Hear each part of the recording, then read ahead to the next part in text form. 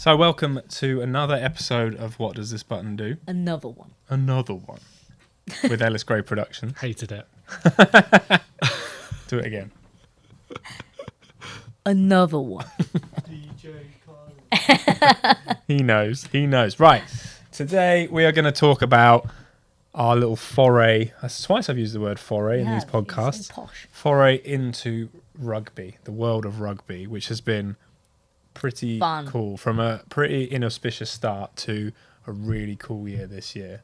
But obviously we won't jump straight to the end, but a really cool couple of years culminating in the last month or so. So very different from the golf that we talked about last time, where that was my thing and you guys were more getting into that world, whereas this rugby, not a clue. Like, I really struggled with rugby in the beginning. Like, I've always watched it. Well, like same as what I shot. Not in the way of not enjoying it. I've always enjoyed it. But I just don't understand it. And my knowledge of rugby, like, I'm one of those people that when I watch England, even as I've watched it all the way back You're in your Danny Care shirt. pretending, yeah. But even all the way back to watching the World Cup win and things in 2003, like, I loved it and I've watched England all the way through, but I'd always be like, what happened there? What happened there? Yeah. Why is that foul? And I think it was a few months ago when we were watching one of the Six Nations games, and you put into our chat, like, I'm sure that was a forward pass, and we had to like replay it so many times. I was like, it definitely wasn't, and you were just convinced. I'm still not sure. I'm still Might going be to someone will play it. Yeah, we'll find that. But you worked for Harlequins. You were temping at the I was time, weren't you? temping in between production work. Which is how we got our first job, which we'll touch on in a minute. Whereas, Yep. and you're a big rugby fan, goes to see Quins quite a lot. Yeah. Last year, I mean, didn't have a season ticket, but always managed to have one of my friends because someone couldn't make it. So yeah, made most. Was that of the 4 games. Quins? Yeah, Nice. yeah. And have always gone to Quins games, to be honest, like over the years. Just got a few friends that are just big into rugby, and yeah, I find it a really nice sport to go and watch. Like, everyone is just very sociable. There's no Oh, the crowd's so loud different. shouting, and you know, it's just all ages there, and you can sit with the opposition fans and there's no upset. Yeah. It's just nice. You're allowed to take a beer into the ground. Yeah. Which, you know, I remember going to Chelsea recently and they're like, what are you doing? You can't take that up there. Yeah. So, that makes sense, actually. Such a difference between rugby fans to football fans. Yeah. You do feel just a bit, well, not even a bit, a lot safer Yeah. in rugby grounds rather than football. Yeah. I've We all love football, so I can see your facial expressions, Right. but It is nice. Admittedly, It it is is. nice. But you are coming from someone that goes to most Birmingham games, and when I Birmingham. see your stories, I'm like, oh my god, there's some, yeah, you're in, Wonderful, you're- lovely people. yeah, that's it. Yeah. Absolutely. Some lovely fans. Like. So, Harlequins, you worked as a temp, and that's how we got the first job with Harlequins Hits, which was, as we mentioned before, our first ever job as a paid job as a pair. Yeah, with Harlequins Foundation. Yeah, their HITS program, which is a really cool program, helping, I guess, less privileged kids getting into rugby, which is really nice because there was an educational side to it, which opened like loads of doors for different opportunities for the kids. And then there was getting them into rugby and fitness, which was really cool as well. So it wasn't just us filming them on a rugby pitch, we'd also go to the gym with them and we were filming different workouts and how they're trying to get the kids active, which was really cool. And that was a really nice first job, I think. Well, that was the first job. Like, I know we had Full Steam that I went on, but that was the first job after COVID yeah. that I went on and met you for the first time. Yeah. Was that the one Wait, at that was the Twickenham? first time you met Andy? Yep. The first time I met Andy, we went to your house, packing the car, and Was we went to that was the Harlequins. one in It was at just the stoop, outside the with ground. that field yeah. outside the ground? And I remember that one. Shooting on. I'm pretty sure it's That was the the FS7. FS7. Yeah. Crazy. Wow. Yeah. That was cool. And It's weird to think that that's not really that long ago either. You know. It's not Yeah, even 5 no, years. yeah. What was cool about that Yeah. as well is like getting to shoot drone footage in Twickenham and being like, Yeah, and like, they were we've sick got, shots. Like we've got sick drone footage of. I never say sick, and you just made me say it because you said it before you. Drone footage of the Stoop and of Twickenham. Yeah. Whereas like we've just got that now, which is really cool. Yeah. They were, I must admit, Sorry, You got- you Allianz got op- Stadium. Allianz Stadium. you were operating the drone that day, and they were Yeah, it's come out nice. Yeah. real nice. Real nice. But yeah, that was that's when I was working. Sorry, there. do you know I've written down all these things that we did, and then as we're talking about, it, I'm like, oh, and we did that, and we did that, and there's loads of stuff we did for Harlequins Yeah, Foundation in the end, wasn't there? we did. Yeah, we got to tell some pretty cool stories for different people in different areas of the charity, which was really cool. Like Natalie's story, which Yeah, that was a cool one. That was cool. Yeah. was really nice to tell. There was also obviously the one you came on, which was like the summer Yeah. program, and then we did the Movember shoot with the interview with them with some of the fans. We went to the Nishcam school and did the. Oh yeah! did Wow, it. we did so much. We went and did the robot shoot. Do you remember the rugby robot? Sphere. Yeah. That was really cool. There's loads of stuff like, yeah, like that was our first like little push into.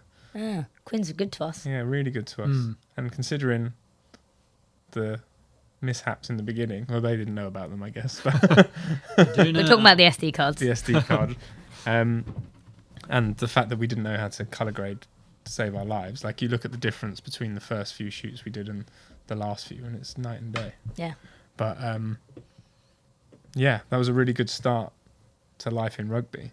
It was. Which at the time maybe didn't feel like it could be like a way into rugby, because it was just like, oh, this is one of our first kind of big hits, and this is a big client, and again it was through because you knew someone, and so you just think, oh, it's just a good shoot to have, but actually it has snowballed into something pretty special. Yeah. Well, that one, the big thing to come out of that was the Restart Rugby campaign. Yes. When we did the big charity campaign Yeah. Oh my god. and interviewed all the ex-rugby players that were part of that, and we got to film inside the stadium at Twickenham, and that was the first time That was we'd been really Yeah, we had there, full access Yeah. to the stadium. which was really Booked out cool. for us. We hired a DOP for that day, didn't we, Yeah. to help James. us out, James, James. Yeah. who was It's brilliant. great. And then we got to interview James Haskell in the dressing room, which was pretty cool. Big name, big personality in the world of Hilarious. rugby. That was like really good interview. There's the outtakes, I think, are still on somewhere So on our good. Instagram. Yeah. That was good fun. But that was the more like we were in rugby. Like you say, we weren't necessarily in rugby Yeah. and It just sport. felt like some interviews, Mm. and it just happens to still be in rugby. That's Like true. it was yeah. just like, oh, these are big names. It's going to look really good for us as well on social media. But I'd say you didn't think, oh, how do we push our way into the sport in Yeah. rugby? Shooting. Yeah. That's what. Because Yeah. that first time, just to rewind the clock a little bit, that first time we ever shot I think it might have been the first time we shot live sport, really, was with the CS Stags. Mm. So when we were Didn't know about that. when we were in this Harlequins bubble, I guess, we met a guy called Warren Abrahams, who unfortunately passed away recently, who was a wonderful human, and Yeah. he used to train with me at the gym, and he asked us to film he was coaching the CS Stags, who were Yeah. a local rugby team, and he asked us to film their last game.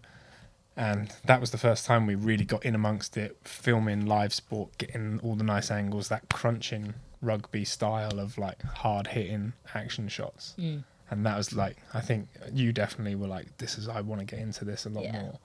Yeah. And that was really cool. So big shout out to Warren for that. Really appreciated that push into the market, Guy. because that gave us at least a taste of it. And then obviously fast forward a bit, and then my friend Dan at Summer Sports, shout out Summer Sports, we started working with him, and that started with Casey Academy. Yeah. Yes. I know. Isn't that mad? That's Like, crazy. There's so many. Such a cool shoot, to be fair. Yeah. It was. Do you know, funnily enough, I was looking at the footage from that yesterday when we were changing all our online stuff over, and even that which I think came out really well. It's like, God, I wish we could do that again. I know. Yeah, Like same. the color grading and Yeah. the lighting and all that. Yeah. It was like, it was good and it looked nice and they were happy, but you're just like, oh, we could do that so much better now. And that's, but then hopefully Yeah. that's going to be the way for the rest of our career, right? We're always going to think Yeah. Yeah. that I think the that's next a shoot good way we to could think, get better and isn't it? better. Like, it's good to, have that drive to be like, actually, next time we get a shoot like this is how we'll do it. And I think if you are thinking to yourselves, I could do better if I reshot that now, then you've already progressed. Yeah, from 100%. when that Yeah. Definitely. Yeah. So then obviously Kadena was working with Summus, and then Summus was our introduction to some serious professional rugby, which was the Red Roses, which is obviously really cool and coming at a brilliant time when I think the Lionesses had just won the Euros. Yep. So there was a big buzz around women's sport in football, especially. And then we were coming in to the women's rugby at a time when England are the best team on the planet and only getting better and looking to capitalise on that same wave building up to the World Cup in England this year. So we started with their kit launch and we were asked to come along and film. And that was when actually Summus were just getting involved and they were still trying to sign players, the individual players from Yeah. and showing what they could do. We did those quite cool reels at the kit launch day where they were signing autographs and doing all their photo shoots and things. Did the team photo. And then we Team started. photo actually is one of the scariest things. Like, of everything you're capturing, Yeah. you could be capturing a game, but when you're asked to take the team photo, Yeah. the nerves kick in. I remember The imposter Yeah. syndrome kicks in. I You're had to do it last I year. take a photo. I take a picture of people sat down. No movement. And you're just like, oh my God. It's so weird. I don't know what it is about it. It's the countdown for me that I always find cringe. Like, just like 3, 2, 1. Yeah, cheers. Yeah, everyone's quiet. Everyone's waiting for you to be like, got it. Yeah. I guess it's because they're all staring at you. No, it's not It's even not like that. It's like, I think it's because, like, a team photo, it's going to be used showing off the entire team in their kit. So it's like, Yeah. I don't know, there's something No, about no, that. it is. It's the same like if I've, when I've done wedding shoots that I'm the photographer and it's a group photo. And oh, God. Yeah. It's just the Why worst did you one. hire me? So annoying. And you're just like, making sure everyone's in, and you've looked back and thought, oh God, there's someone on the end that's not in. But Yeah. we'll just crop it and make out. Luckily, I've never done that with the Red Roses, thankfully. I've managed to always get it right. But the panic really kicks in. This is another, just thinking out the evolution of this client as well. It's another example of like figuring it out and improving as we go. Like, do you remember the first like video editing job we did for them?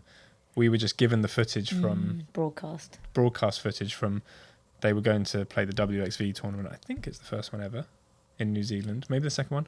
But they had a few warm-up games, and our task was basically straight after the game is to take that match footage, with literally just the broadcast footage, which doesn't come to you in 4K, so editing it is a nightmare, and making reels of each player from that. But to start with, it was every single player. Right. Okay. Because Yes. at the same time, Summus were trying to. They wanted to sign as many of the players as possible up for it, and we wanted to impress. So we were literally every player. And that first time, how many players play in a game of rugby? It's like 15. plus all the replacements, Yeah. right? So It just was for the record, I knew it was 15 starting players. I was just checking on the subs, and that's like 20 reels basically. Yeah. That you're having to, and a lot of them didn't play that much, might not have seen much TV time, so you're like, how can I make this work? And that was really tough.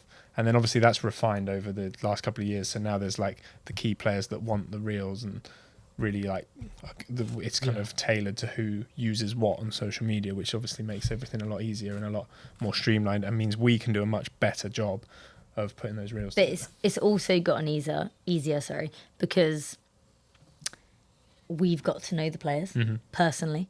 So like before, well, I mean, there's only so much you can do with broadcast footage anyway, but now we know what players like. So, for instance, we know like Ellie Kildun loves, like, she's very arty and puts out a lot of cool stuff herself. So we look to shoot content that way or edit content a different way for her. We know like Zoe Harrison is into fashion, so is Holly Aitchison. So all that kind of thing, like by getting to know the players, again, going back into like the learning, that's helped us massively because now we can really produce the kind of content that they're looking for. Utilize our time well. Yeah. And not just, because, you know, I remember going on a few of the first training shoots and even giving me a list of who to shoot, it just felt, I don't know, like I was getting too much of something that just wasn't going to get used. So, we've overshot. So just knowing exactly what they want and just getting to know the players, like you said, helps massively. And it helps them as well because it's, well, same on any shoot, but the more comfortable you are with the crew, you naturally are more yourself. So obviously they're training and they're at the games and blah, blah, like, not going to care that we're there anyway, no matter how much they know you because they've got a job to do. But, like, when it's in between those moments, obviously we chat to the girls and stuff like that. And over the years, they're so used to now seeing our faces that they're so much more comfortable and themselves. Yeah. So it's easier to capture that content, which is... And showing off their personalities, which is the reason that their channels are growing. And there's some bold personalities in that team. They are good fun. But making those reels then led to the first time we actually got... was the first time we got invited to shoot a match was Bristol, wasn't it? We both drove to Bristol and did the Six Nations game against Wales. I'm pretty sure that was the first one. The first game we actually shot video footage at. Because Gemma was still doing the photos for summer, so we were just video. And you and I went to Bristol and we sat behind the try line and we got different angles of all the tries, and that was really cool. And then a couple of weeks later, we were at Twickenham, which was unbelievable. Like we spoke before about being inside Twickenham to do those interviews, which was cool, and being in the dressing room. But this time and we did the same for the kit launch day, but this time we're actually here filming the live game. Yeah, we're on the pitch beforehand, like in the warm-ups, like I love in the background watching BBC iPlayer back afterwards to see us watching us like walking around behind the presenters. And it's like, what's happening? Yeah, I love being able to walk out on pitch. Like, admittedly, you can't do it at every tournament, but when we're allowed, walking out onto pitch with the team, like, and seeing the crowd is such a cool experience, isn't it? It's really like cool. When the players are stepping out onto the pitch for the first time to get a feel for what the grass is like and everything. You're essentially doing that with them, which just feels really cool. Definitely. Like, I can't relate. Have you not been out on pitch? No. Loser. I've not actually done a game. What? No, you're not. No. Just like... Yeah. No, I think it's just never... No, I don't think I think I've been on another shoot or it's just not fallen... You know, the stars haven't... Well, a lot of the time as well, it's like either they just need photography or they need photo and video. We do hog the fun ones, don't we? No, you don't do that. Still trying to get to the BMW Championship. In my defence, we invited Mike this year, but he did another job instead. So yeah, that's true. I'm a busy boy. Yeah, which is good to see. So then we did the bit of Six Nations there, and then Summers's photographer Gemma, that we mentioned before, left to pursue other ventures and to work with Burnley Football Club, and then we spoke to Dan, and you became the new photographer for Red Rose and Summer Sport, which was really cool. And very cool. Yeah, you did a massive job last year. I mean, the whole thing's been massive, but the first big one, I guess, was going to Canada for 3 weeks. That was cool. And like mental that it happened to be in Vancouver, which is where I've got family, so I got to turn it into a bit of a family trip as well as work trip. So I was actually out in Canada for 3 weeks altogether, which is a very long time. And it looked insane. I mean, the stadiums that you went to, it was really cool, unreal. And again, that was like, I think it was kind of like being thrown in the deep end again, because it was my first work trip away on my own, I think it was. Or that big anyway. And I was still getting to know the team on a personal level. So being out there, like on my own and having to really chuck myself in to try and meet the coaching team, the girls, and I think that was a really cool experience, like personally, but also from a work perspective. Yeah. And yeah, getting to see the girls win the WXV in Canada was very good. Yeah, Very that's cool. insane. And also, like, there were so many challenges as well from a photography perspective. Like, all the stadiums were completely different, like lighting and different things going on. And there was a lot of times where I had to also think on my feet and just like react then and there and make quick decisions on how to capture content best. There were a few restrictions at different stadiums as well. So, like, some stadiums I was allowed on pitch, or I was allowed in like the dugouts and blah blah blah, or tunnel, sorry, and others I wasn't. So then it was constantly changing, and I had to just come up with quick solutions, but managed to make it work. But equally, that's what's great about this industry, I think, is you say, like, thinking quick on your feet and making those decisions. Those are kind of the jobs you love as well, because you can get the most creative, and essentially that's what why you've done a job like this, is because it is just so nice to go on a shoot like that and be like, actually, this doesn't feel like work. This feels like what I wanted to do. I'm taking pictures of sport. Yeah, it was cool. So, I had a lot of Tim Hortons as well. what on earth are Tim Hortons? Never heard of Tim Hortons. Even I've heard of Tim Hortons. No. To be fair, I don't know how to describe it. It's like, well, Canada didn't seem to have loads of Starbucks, but it had a lot of Tim Hortons. Yeah, it's kind of like coffee. It's breakfast stuff, right? Okay. Coffee and Yeah. But like, stuff. so when shooting any of the tournaments for rugby, for the Red Roses, basically straight after the games, I have to go find a space or go back to wherever I am to turn over all the photos and get them onto the system so that the girls have got them for their social media, which obviously can take a very long time, especially if you've got to travel far. Luckily, the games are never too far away from where I was staying. But the amount of nights I missed out on, like, they're like, "Bro, you want to come out?" I'm like, "No, thanks for rubbing it in. I've got to go edit." Anyway, I'd go, and I needed food, but I also needed to turn over these edits. So it'd be like Tim Hortons across the road. Go to Tim Horton, had this delicious blueberry drink. One sip of that, and then every single fucking day after that, blueberry drink, editing, blah, blah, blah. Like, the amount of... I just had so much Tim Hortons. Anyway. I'm glad I asked. It's really good. I'll send you the drink. But, yeah, it was challenging doing... Sorry, I don't know if I'm spiraling a little bit off this, but it was very challenging, like, shooting the games and then immediately after having to turn over all these edits when you're on this trip on your own as well. Like, it's not like I was coming back to a hotel and having you guys to talk to or anyone to talk to. It's like I was going back, sitting in my room.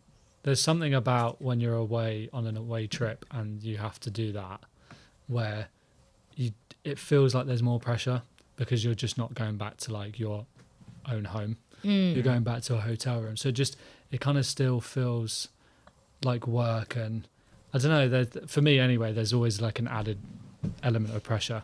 You know, like, not to go off topic, but like EGA trips, quick turnover. And it just always was, I felt like, That's a whole other different level of pressure, that No, one. it's the same. It's the same sort of deal. It's just, I feel like when I've done the training sessions here for the Red Roses, it's like, okay, I get in my car, drive back from Bristol, and get a coffee on the go, and actually the editing doesn't seem that bad. But I you think go back to a hotel room and you're not in. You haven't got Your your own second comforts. screens Yeah. and coffee. Yeah. I get it. I'm with you on that one. I think that trip has helped me massively, going to the whole, like, progressing and learning from mistakes, even though this isn't a mistake, but having to turn around and edit so quickly. I now can I can edit photos like straight after shoots. I'll get edits or galleries over to people just because that one trip really It's taught you to do that, taught me so much. Isn't it funny? Like, obviously, we all have different things we prefer and where we excel. But because I worked in television and all I knew was live editing for so long, quick turnarounds, and things like post-match interviews from football managers where they speak, you edit it, it goes out, it's done, and that's it. That's it. You're done. Never Move on see to it the again. next one. Yeah. Like, I love stuff like that. I love the EGA stuff, and I love Thank God. that the stuff where you're like, it's almost like this thing where you shot it, you edit it, it's gone, it's done, it's live. That's it. I'm finished. Like that job's done, all in one go. Yeah. Where I find it harder is when you're like, I've got 3 weeks to do this edit, and I'm like, I'll just take my time, go through the footage, and then inevitably, like, you wait in, and then you're taking the full 3 weeks to get it done. And then but you're under pressure. But then But that's where the being pressure able to- comes Yes, back in, which yeah. is what I was enjoying in the first place. But I Yeah. think that's because there's more time to perfect it. Yeah, so but you whereas, like, analyze it a lot more. Yeah. when you're doing like real quick live editing, like it's not that you're not trying to make it perfect, but it's okay for it to be a little bit rougher around the Yeah. edges. Whereas when we've got ones which have a longer turnaround time, Yeah. you are like you go through every single shot and you're like laying it out onto the timeline, and it's everything, isn't it? Like And yeah, it's you a just whole different. analyze every single clip. Yeah. And you taught me very well to just like filter Oh, you out. got to be brutal. Yeah, you just got to be brutal. You could easily Yeah. like, put every shot, because you like, Yeah. there's so many shots you're like, I love this shot, I love this shot, but they're all saying the same rough thing, so I just got to pick one. Yeah. But yeah, I there is something satisfying though in like there must be when you're out there, like you've shot this game, you've done the photos, you've sent them, you're like, that's it, one day. Yeah, there is Job something done. quite satisfying about it. Midnight, you're like, Yeah. get Yeah. there. Yeah. I can go And out. I can sleep and I'm not thinking about waking It up. does. It But feels. you're not waking up the next day thinking, oh, I've got to carry on doing that. No, edit. yeah, God, You're like, yeah, I'm done, it's done, and I'm gone. it is a lot nicer. Move on to the next game. But so obviously that trip went so well that then the contract was renewed with Summer Sports. We did the next Six Nations. There's a lot more photo than video, wasn't it? So you were Yes. to start with, you were only at the games, weren't you? The home games. This Yep. year we did the away games as well. Yep. So there was like that transition this year. But it's all built up, we might as well get there, to what England were building. Well, we kind of have been on this journey with them. Shout out, they still haven't lost a game since we started working for them 3 Yeah, years that ago, is by the way. Amazing. How good is is this? actually- Is it us? Is it us? It Are we must the be. lucky charm? It's got to be, to be honest. Yeah. They were building this whole time towards this World Cup. Like the 2 WXVs that they won, the 2 Six Nations they won, brilliant. But the World Cup was what they were building towards. And I think everyone knew that this was going to hopefully be the turning point for women's rugby. Like you said earlier, women's sport was already on a high, Yeah. and this was the opportunity to just keep that going. And like it would be a big shout out for women's sport in general, but for women's rugby, that would be like the turning point, which would have been similar to obviously the women's Euros. And it's just so nice to be. I know we joked, but it's so nice to be a part of it. Oh, It's yeah. so nice to be like a part of this journey, and for the sense of being able to showcase it, to showcase just like how brilliant they are, and yeah, Insane. hopefully we can continue to do that.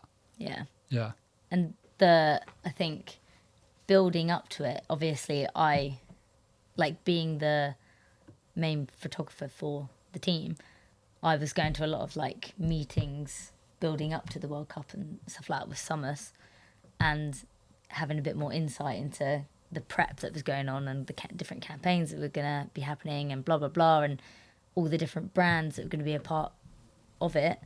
And I think I really got a sense of just how big this was going to be, which was really cool. And also just got me excited, like, again, from, like, the personal side, like with the girls, I really did start to get to know them. So, and I want, obviously, like, we all want, we're big advocates for women's sport in general. Yeah. Like, Ellis Gray as a team. But like it made me really want it for the girls, and watching that unfold, building up to the World Cup was really cool. And obviously we got to shoot so many different fun campaigns, which have been shown like across social media, on TV, all sorts, which is really cool to be a part of as well. Well, obviously for us, we got to do some of the training sessions, and between us, we covered most of them, which was cool. But it was still, it didn't. They're so chill and they're so focused on what they're doing that it doesn't feel like they're so good at staying professional. And like, this is just another game. It's just another game. So for us being at the training sessions, it just felt like being at training sessions like we have done over the years. You got to go to pretty much every game.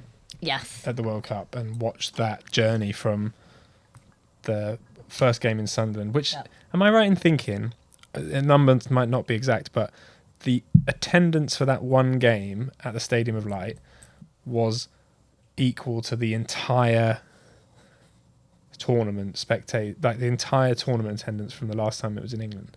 Is that right? Or the first time it was in England? Something like that. I think so. It's something. I'm sure I heard that stat, which is unbelievable. I know. So what was it crazy, like to be in a stadium that big, which is known for its atmosphere as well, that was sold out?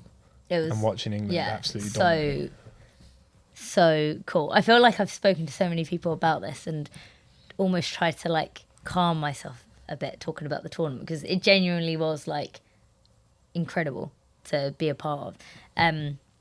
But yeah, going to Stadium of Light, like I got there, I actually got to bring Adele with me, which was really nice, my wife. And my wife. So we had to be there super early because Adele was also working.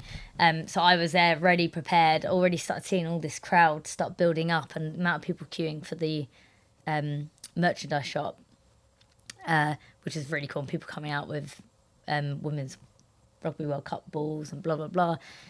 People wearing like Ellie Kildunn shirts, and that was amazing. And then stepping out into the stadium, the crowd was mental. Like I feel like that at that point you really saw how big women's rugby had grown, which I can only imagine how that felt for the girls. Like when they stepped out and heard the crowd, it must have been just absolutely mental for them. But also like really emotional. I think I've got really emotionally attached to the Red Roses and wanting them to do so well. I definitely have. Yeah. Well, I mean, you cried. I cried when they won. Yeah. Well, because I went to one of the campaign days recently, and it was at a local club in London, and it was an all-girls rugby club, and even so, Meg Jones and Abby Burton were there, and they are such babes. And like I was saying to them, it's just incredible to see the turnout for this campaign day and how far it's come. And I even said to them, I was like, I bet this wasn't like this when you guys were this age and you didn't have this, and you're probably thinking like, I wish it was as big as it is now, if it was like that then. And they're just like, it's just amazing to see. Like I was like, this is incredible. It's not just a rugby club, like rugby's big, but it's an all-girls rugby club, and there were 200 plus kids there, all into rugby, all amazing. Wanting to get into rugby. Like it's incredible, not just for like the sport itself, but women as well. Like women in sport, it's just amazing. I think a lot of the girls within the Red Roses are real good voices for women, but also girls coming into rugby who maybe have been a bit fearful, because I mean it has always been one of those sports for girls where it's they're presumed to be a certain personality or body type, and like I think the Red Roses, well, and all the other girls like within the rugby leagues, they're all really showing off that that's not it. Like it's not the stereotypical sport. And one player who's amazing at being a voice for that is Sarah Byrne, who we've managed to do a few individual shoots with. And just kind of like opening the doors for everyone that wants to get involved, and that is literally what's happened after this tournament. And they've also got a great platform for it. Like they've all got a big social media presence. Yeah, and it's grown massively. Yeah, and it's just really nice to see that at the top level in a sport, and they all are very interested and dedicated in making sure that they can help grow the sport. Yeah, because there's a lot of sports where you get to the top and you don't really care too much about that. It's like, you've been asked to do a campaign day, but there's a bit of this involved. They want to do it. So they do that. Whether I was, I don't know if there was that involved either, but like I remember speaking to one of them recently, or there was someone speaking to them at one of these campaign days, and they're like, "Oh God, when are you going to get days off?" And they're like, "This is my day off." Yeah. Like, that's so nice to hear.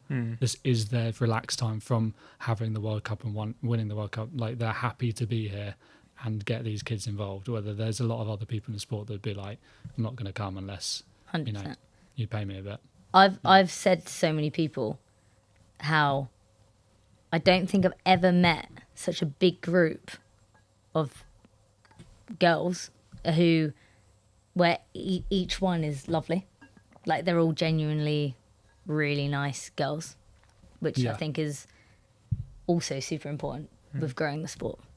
Like, definitely. Everyone's got time for their fans, which is cool. It's just really cool to follow the journey. It's really cool to like be able to capture it, and I think a position that we've got to with Ellis Gray and the quality in which we shoot and the people we use, like, it's really amazing that just the stuff we capture.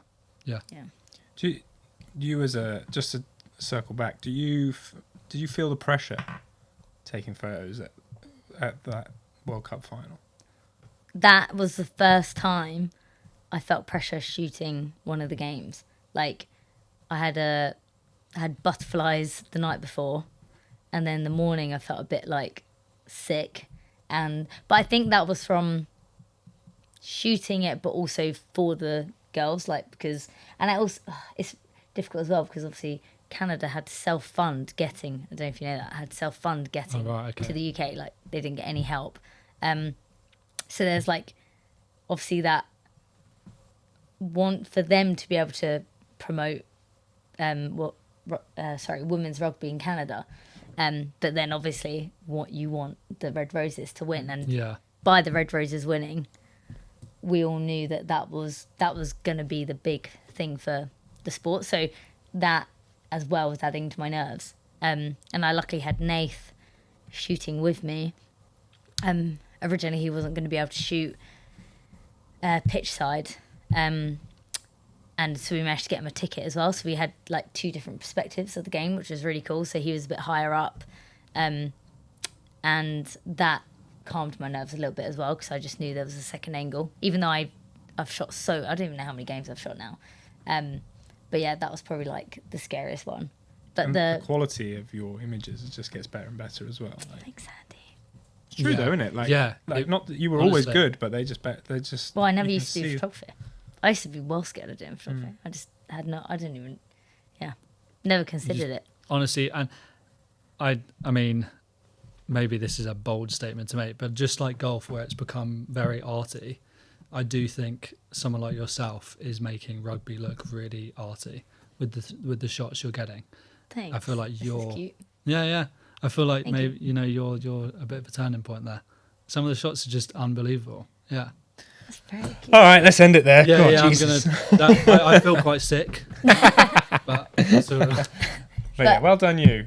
Thank Excellent you. Work. World Cup under your belt. Who'd have thought it, eh? And it was you won it. Sick. Yeah. How cool is that? No, it is really You photographed cool. the World Cup final. Yeah. And that's awesome. also, it is. After, like, the noise at Allianz Stadium, hearing the crowd, like, and there was people crying, and it was just like such a big moment. And like I got to, like, a few of the coaching staff and girls ran up and gave me a hug as well, which felt so nice. Like, it really made you feel a part of it. And it was just like such a whirlwind of emotions at that point. So yeah. But it's not just me. It's not though. But as a team, we've absolutely smashed that, I think, and done such a good job. Like, it is hard work, even though I think we've gotten used to the flow of it. It's a lot. It's a lot of travel.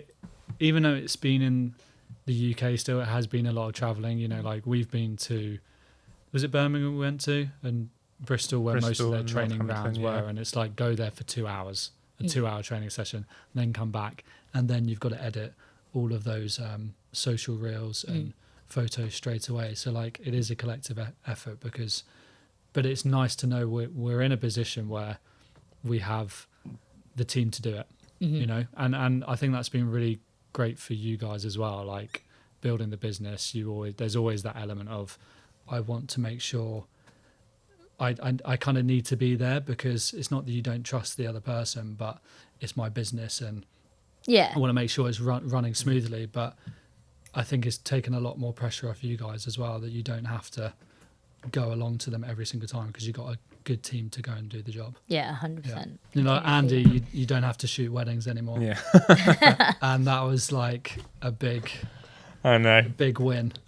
Absolutely. Sure. And to think all of this came from shooting a red screen. No, I was going to say from shooting Harlequin's charity shoot 5-6 years ago. Mad. Wonderful. Well done, team. Well done us. Well done.